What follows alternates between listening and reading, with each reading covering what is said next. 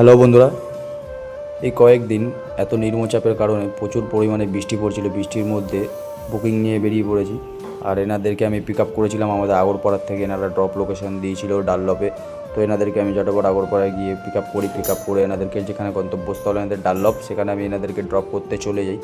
আর রাস্তাঘাটের অবস্থা বৃষ্টির কারণে পুরো বিটি রোডের সাইডগুলো পুরো এত জল জমে রয়েছে, গাড়ি ঠিক বুঝে চালাতে হচ্ছে। বৃষ্টির মধ্যে কোথাও গলিগালাতে ঢোকাও যাচ্ছে না, এত পরিমাণে জল জমে যাচ্ছে।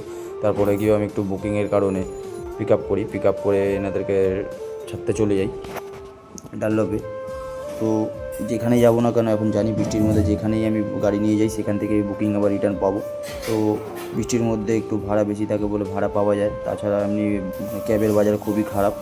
বৃষ্টির মধ্যে যেহেতু একটু গাড়ির সংখ্যাটা কম থাকে, এর জন্য ভাড়াটা পাওয়া যায়। তো এনাদেরকে আমি পিক আপ করে এনাদের গন্তব্যস্থল যেখানে ডানলপে এনাদেরকে নামিয়ে আবার একটা বুকিং ধরি বৃষ্টির মধ্যেই। সেই বুকিংটা হলো ডানলপ থেকে খড়দার রহড়ার দিকে বুকিংটা পেয়েছি। সেটা 350 টাকার বুকিং।